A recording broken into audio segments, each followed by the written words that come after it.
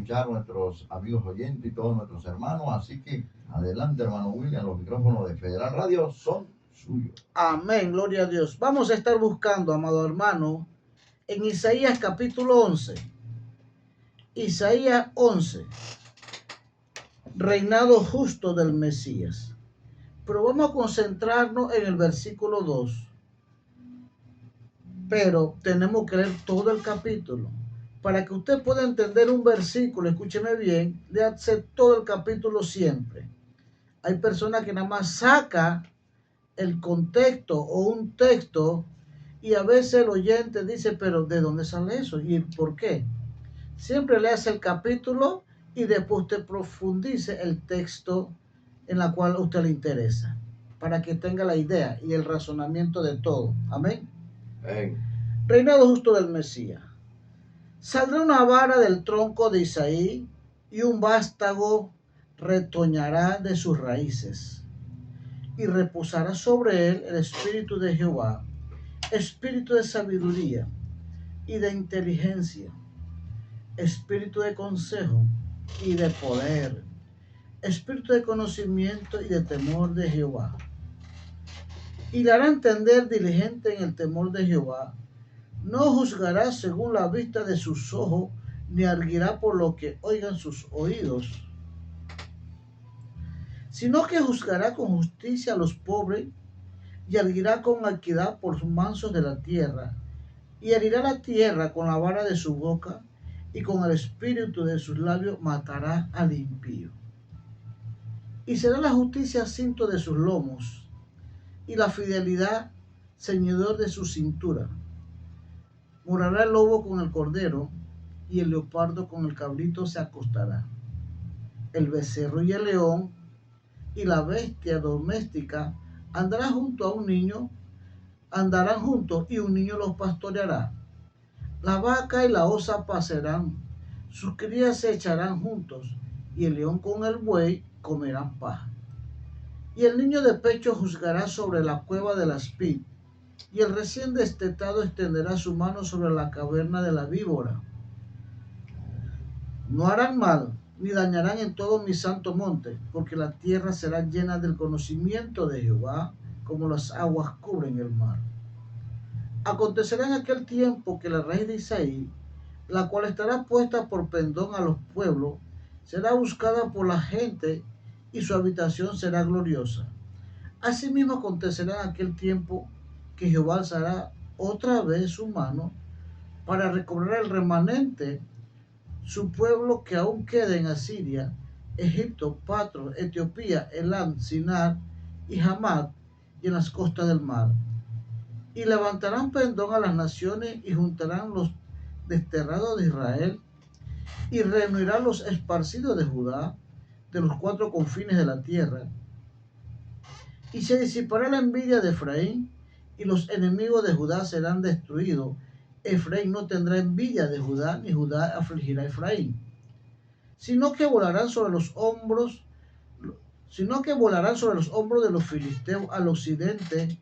Saquearán también a los del oriente. Edom y Moab le servirán, y los hijos de Edom le obedecerán. Y secará Jehová la lengua del mar de Egipto, y levantará su mano con el poder de su espíritu sobre el río, y lo herirá en sus 7 brazos, y hará que pasen por él con sandalias. Y habrá camino para el remanente de su pueblo, el que quedó de Asiria, de la manera que lo hubo para Israel el día que subió de la tierra de Egipto. Amén. Gracias, Jesús, por tu palabra. Espíritu Santo, danos la guianza de tu palabra y la revelación también de ella. En el nombre de Jesús.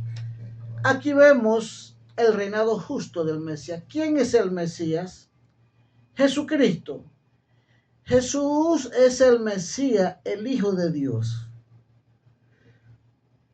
Como todos conocemos, el nacimiento de Jesús fue a través de una mujer que nunca conoció un hombre, hasta el momento que se casó, una mujer virgen, pura. Y sabemos la historia, que la sombra del Espíritu Santo la cubrió y ella engendró un hijo. Pero hubo parte humana o parte carnal y hubo parte espiritual. Entonces, para el nacimiento del Mesías o para el nacimiento de Jesús, vemos claramente que 7 espíritus caminaban o reposaban o tenía Jesús. Y usted se preguntará, pero ¿cómo es eso si Jesús es el Hijo de Dios? Gloria a Dios. Jesús es el Hijo de Dios. Claro que sí, pero cuando vino a la tierra, vino en forma humana, en forma de carne, igual como eres tú y como lo soy yo. Y él, como humano que era, él tenía que pasar todas las etapas o las pruebas o las fases que el ser humano tiene que pasar en la tierra. ¿Por qué él fue bautizado por Juan el Bautista? Si él no tenía ningún pecado, él no tenía nada de que arrepentirse. Por eso cuando Juan Bautista lo fue a bautizar, él se negaba a bautizarlo. Porque Juan Bautista era un profeta y Juan Bautista sí veía quién era Jesús. Él se oponía y le decía, yo no te puedo bautizar si tú eres quien tiene que bautizarme a mí. Yo no soy digno de desatar aún ni las sandalias de tus pies. Y Juan Bautista era un gran profeta. Y él sabía que no estaba ni considerado para amarrarle las sandalias a Jesús. Y él le dijo, tienes que hacerlo para que la palabra de Dios se cumpla. Y vemos claramente cuando Juan Bautista lo bautiza. Y le dice, y él ve que el Espíritu Santo en forma como de paloma reposaba sobre Jesús en el momento que él era bautizado. Él vio que el Espíritu Santo vino en forma, no es que es una paloma, tomó la apariencia o la forma de una paloma y reposó sobre Jesús en el momento que él lo estaba bautizando. Pero ¿cuál es la pregunta? ¿Será que era necesario que el Espíritu Santo bautizara al Hijo de Dios? Siendo el Espíritu Santo Dios y el Hijo de Dios, la Trinidad completa. Claro que no. Él no tenía que bautizar al Hijo de Dios porque era parte de la Trinidad, pero él tenía que llenar a Jesús el humano, el carnal, porque vino en carne. Por eso que Jesucristo vino en carne para deshacer todas las obras del diablo. Eso nos muestra a nosotros que así como Jesús venció a Satanás, tú también lo vences. En el nombre de Jesús, claro está. No hay ninguna oposición, hay oposiciones, pero vas a vencer.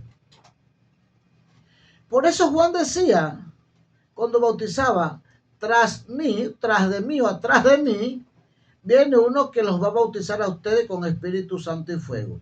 Yo los bautizo en agua, pero después de mí va a venir uno que los va a bautizar en Espíritu Santo y fuego. Gloria a ti, Jesús. Espíritu Santo y fuego. Una vez escuché unos pastores de otra religión y decían, los evangelistas o los evangélicos todos son espíritus. Todo lo que hablan son espíritus. Esos espíritus no existen. Hermano, qué triste es pastores de otra religión que desconocen la palabra de Dios.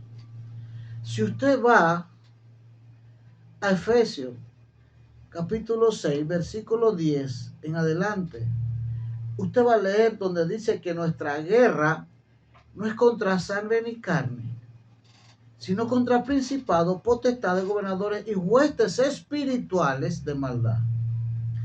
Y aquí vemos 7 espíritus de Jehová. O sea, estamos en la tierra, pero nos movemos a través de un mundo espiritual.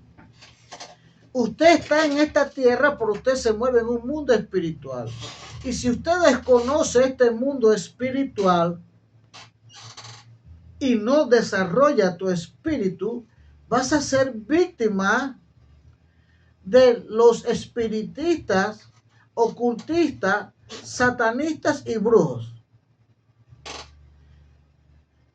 Y no es que Dios no te advirtió, Él te advirtió en la palabra, pero desconocemos la palabra de Dios porque no la leemos. Vivimos un mundo espiritual. Por eso que cuando Jesús vino a la tierra, Él se movía con estos 7 espíritus.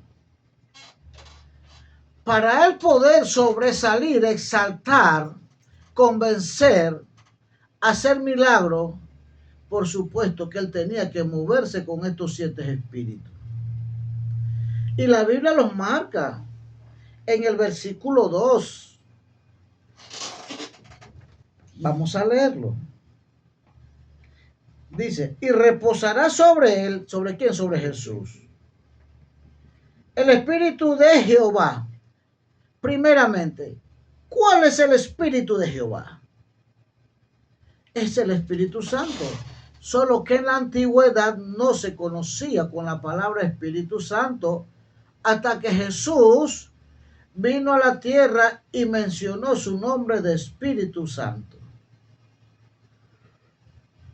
Y él dijo, yo me voy a preparar morada para vosotros, pero rogaré al Padre que le envíes a ustedes el Espíritu Santo, quien va a ser vuestro consolador y vuestro ayudador. Y esto va a ser para que ustedes no estén solos en la tierra. O sea, Jesús sube y envía el otro consolador. Por primera vez se escucha la palabra Espíritu Santo. No es que no existía, sí existía, pero con otro nombre. En la antigüedad o en el Antiguo Testamento se conocía como el Espíritu de Jehová. O sea, que el Espíritu Santo es el mismo. El Espíritu de Jehová es la fuerza motora o es el espíritu principal, por llamarlo de esa manera, de los otros 7 espíritus. ¿Es el espíritu primordial o es el Espíritu Santo? Es como le expliqué, es el mismo. Entonces, este Espíritu de Jehová es el que le da fuerza, por llamarlo así, a los otros espíritus. O sea, son 7 espíritus, pero todos son en el mismo espíritu. El mismo Espíritu Santo es el que le da el poder y la fuerza a los otros espíritus. Entre ellos el espíritu de sabiduría, ¿verdad? Por eso dice que en Jesús reposaba o caminaban con él el Espíritu de Jehová, o el Espíritu Santo, la fuerza motora. Segundo, el Espíritu de sabiduría. Tercero, el Espíritu de inteligencia. Cuarto, el Espíritu de consejo. Quinto, el Espíritu de poder. Sexto, el Espíritu de conocimiento. Y séptimo, el Espíritu de temor a Jehová. ¿Se da cuenta? Jesús, como carne, como parte humana, él tenía que tener estos 7 espíritus para poder hacer milagros, para poder aconsejar, para poder hablar en parábola, para poder dar buenos consejos, para poder tener temor de Jehová. Los 7 espíritus de Jehová estaban con Jesús. Sin embargo, ponga atención, hoy en día solamente se nos predica el Espíritu Santo. Y es bueno. Es bueno. Porque es la fuerza motora de los otros 7 espíritus. Pero si tú solamente pides el Espíritu Santo y tú no pides los otros espíritus, entonces ¿cómo tú vas a caminar en este mundo lleno de espíritus malvados y espíritus satánicos, lleno de hechiceros, de brujos satanistas? ¿Cómo vas a hacer tú para sobresalir? ¿Cómo vas a hacer para sobresalir en un mundo espiritual de maldad? tienes que tener los 7 espíritus de Jehová. Y estos 7 espíritus de Jehová, quiero decirte, amados hermanos, están en la tierra. Estos 7 espíritus de Jehová son para ti y son para mí también. ¿Por qué Jesús caminó con estos 7 espíritus? Acuérdese, Él venía a implementar, Él venía a iniciar, Él venía a convencer, Él venía a traer una nueva doctrina que nadie conocía. Una doctrina llena de poder, de autoridad, de unción. Él venía a innovar. Él tenía que convencer a un mundo lleno de leyes. Gloria a ti, Jesús. ¿Cómo él podía convencer a un pueblo judío lleno de leyes mosaicas? ¿Cómo podía convencer a los escribas, a los fariseos? ¿Cómo podía convencer? Con los 7 espíritus. Con los 7 espíritus fue que él marcó su vida, hizo la diferencia de un solo hombre que se llamó Jesús, comparado a un montón de escribas y fariseos, teólogos, doctores en la ley, pero que no tenían ninguno de estos espíritus. Cuando tú tienes los espíritus de Jehová, es lógico que te vas a mover en una esfera, en un mundo espiritual, donde te van a escuchar, te van a ver, porque los espíritus que tú tienes son superiores al conocimiento o al intelecto de cualquier hombre aquí en la tierra. Puede ser un hombre que haya alcanzado muchos títulos en este mundo. Es más, puede alcanzar todos los títulos que el mundo puede dar. Pero cuando tú tienes el Espíritu de Jehová, aunque no tengas ningún título, escúchame bien, aunque tú no tengas ningún título, aunque tú no hayas alcanzado nada de eso, tú vas a hablar en el mundo espiritual, mientras que el otro va a hablar en el mundo natural o en el mundo carnal. Y la diferencia de la esfera espiritual es que son más poderosas que la esfera natural. Por eso Jesús caminaba con estos 7 espíritus y hacía milagros, hacía portentos. ¿Por qué? Porque los 7 espíritus se movían a través de Jesús. ¿Y por qué te traigo esta enseñanza hoy? ¿Por qué es necesario el Espíritu Santo? Sí. ¿Todos los tenemos que alcanzar? Sí. Pero también es necesario los 7 espíritus de Jehová. Porque si Jesús, siendo el Hijo de Dios, en su parte carnal, en su parte humana, los necesitó, ¿quién eres tú y quién soy yo para decir que yo no los voy a necesitar? ¿Por qué Jesús se distinguió? Por los 7 espíritus. Era el Hijo de Dios. En la parte espiritual, como Hijo de Dios, no lo necesitaba. Pero en la parte humana, hijo de María, la parte carnal, por supuesto que necesitaba los 7 espíritus. Entonces ya sabemos, el Espíritu de Jehová es el mismo Espíritu Santo, o es el núcleo, la fuerza motora. El segundo, el espíritu de sabiduría. Cuán necesario, amados hermanos, es tener la sabiduría de Dios. El espíritu de sabiduría te da el conocimiento. Escúcheme bien. ¿Por qué Jesús necesitaba obtener la sabiduría? Porque el espíritu de la sabiduría te hace pensar y hablar en una dimensión que no es humana, por supuesto. Es espiritual. Sino que te va a hablar en un tono o en una atmósfera espiritual, y esta sabiduría, por supuesto que te conecta con Dios.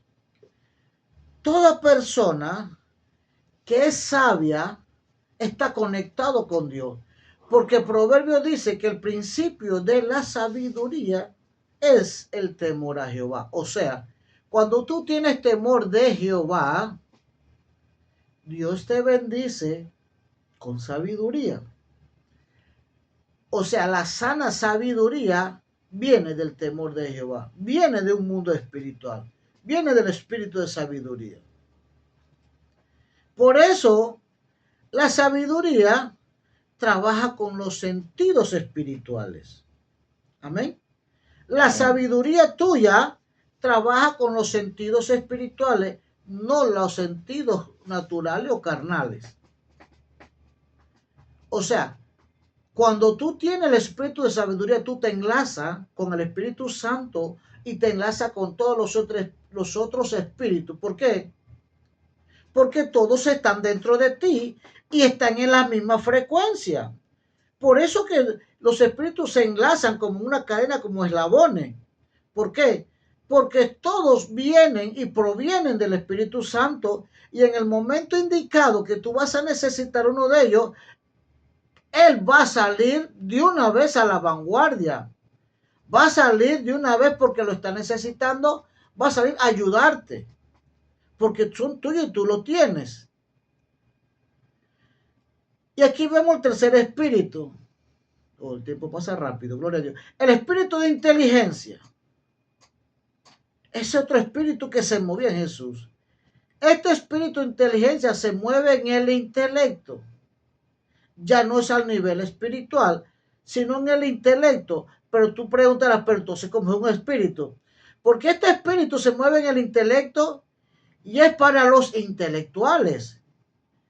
Y la inteligencia tiene que ver para actuar y poderse mover. Sin embargo, la sabiduría no tiene que ver para moverse, porque la sabiduría, escucha bien, se mueve en el mundo espiritual y la inteligencia se mueve en el mundo natural o en el intelecto o en la mente del hombre. Entonces, cuando tú eres una persona inteligente, tú tienes que ver tal cosa y tú arreglas, tú ves. ¿Por qué? Porque tú tienes que ver la materia, tienes que ver lo que está a tu lado para tú hacer de tal cosa un invento. Pero tú tienes que tener algo en tus manos. La persona que es inteligente, este espíritu lo tiene esa persona para hacer grandes inventos. Agarra de una materia, otra materia, la compone, la mezcla, hace lo que hace y es un invento. Por un ejemplo, ¿verdad? Y es necesario, porque como tú vives en un mundo material y carnal, necesita la inteligencia que te guíe para tú sobresalir entre el montón. Por eso Jesús, en sus 5 ministerios que Jesús tenía, se movía a plenitud porque los 7 espíritus los guiaban. Hay un cuarto espíritu que es muy importante. El espíritu de consejo. Para tú dar un buen consejo, tienes que tener el espíritu de consejo. Porque hay muchas personas que quieren aconsejar, pero no tienen ese espíritu de consejo. Hay muchos que aconsejan a base de experiencia o de fracasos adquiridos y no quieren que otros pasen por ese lado. Son consejos humanos alcanzados por cierta experiencia o golpes en la vida. Cuando tú tienes el espíritu de consejo, tú vas a convencer directamente, en el mundo espiritual vas a convencer el alma de la otra persona. Pero el que aconseja bajo el intelecto o bajo la inteligencia, muchas veces, pon atención, hace errar a las otras personas. Muchas veces hay personas que aconsejan bajo su inteligencia, bajo su intelecto, no bajo el espíritu de consejo. Hermano, cuando una persona que no tiene espíritu de consejo te habla, pero como que te convence de repente, como que te hipnotiza, de repente quedas hipnotizado y te convenció, por el día siguiente, horas después, tú dices, esto no me funcionó, fracasé, esto no sirvió, pero ¿por qué lo hice? Porque me dieron un mal consejo. Sin embargo, el que tiene el espíritu de consejería, esta persona te quita las escamas, la venda de los ojos y te hace ver la realidad del asunto. La persona que tiene el consejo, el espíritu de consejo, te va a guiar en el plano espiritual y en el plano natural. La persona que alcanza el espíritu de consejería va a ministrar los espíritus o los dones espirituales y también los dones naturales. La persona que alcanza el espíritu de consejo te va a aconsejar para que nunca fracase. Pero el que te da consejos según su intelecto y no tiene el espíritu de consejería, muchas veces te hipnotiza, vas a andar como un zombie y muchas veces vas a fracasar. Me da tristeza porque un hermano de la iglesia ahora pertenece es miembro de nuestra iglesia. Pero antes de ser de esta iglesia, pertenecía a otra iglesia. Y él le pidió un consejo a su pastora. A lo mejor no tenía, era pastora, pero no tenía el espíritu de consejo. Este varón le pidió un consejo a su pastora para comprar un terreno a la dólar interamericana. Este terreno valía ciento y resto de $1,000. Este pobre varón solo sabía el negocio de vender, transportar, pero él le aconsejó a tal grado que esta persona se enjaranó en esa deuda de ciento y mil, como 140,000, $150,000, hermano. Y después qué difícil se le hacía sacar las letras. Qué difícil era sacar las letras para pagar esa deuda. Y el hombre empezó a trabajar, empezó a perder la paz. La paz que Dios nos manda alcanza la paz. Dios nos aconseja que Él ya pagó el precio de tu paz. Y cuando una persona te aconseja para robarte la paz, ese consejo no viene de Dios. Y tantos años luchando, pidiendo préstamo aquí, préstamo allá, préstame para pagar la letra y préstame, hermano. Esa persona no dormía en las noches.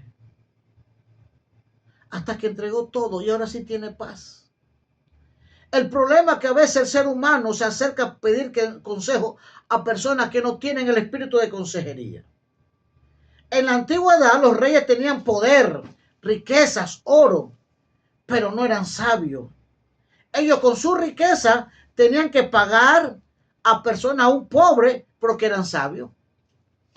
Le pagaban a los pobres consejeros para que lo aconsejaran a ellos.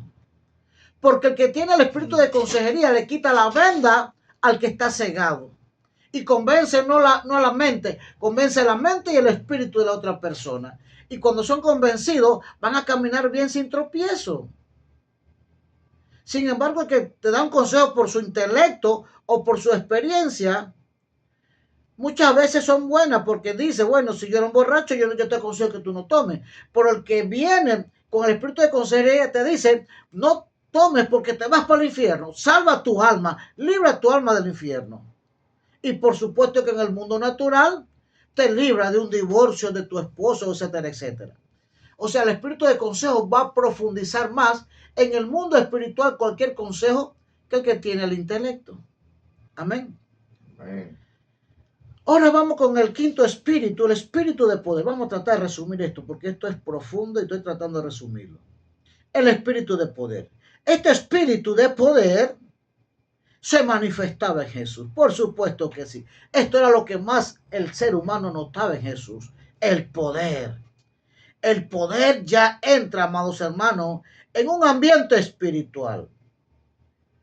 El poder ya entra en una esfera espiritual.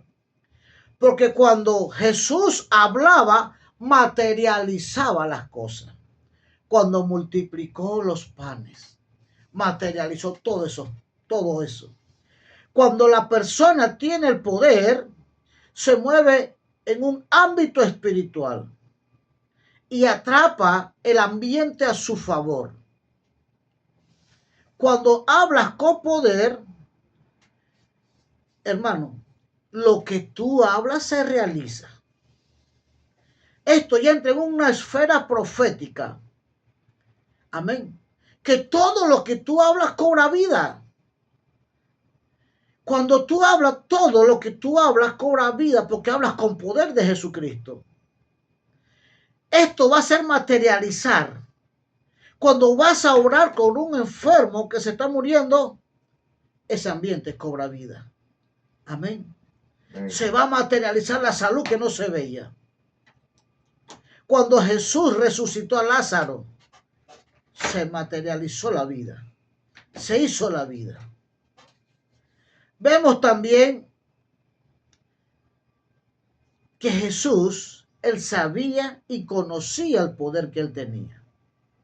¿Recuerdan en el libro de Lucas capítulo 8:46, cuando una mujer que tenía flujo de sangre durante 12 años, pero la gente seguía a Jesús, más de 3,000 personas apretaban a Jesús, todos querían escuchar a Jesús, y esta mujer se fue por detrás y tocó el manto, y Jesús se dio cuenta que inmediatamente salió poder de él, y la mujer fue sana.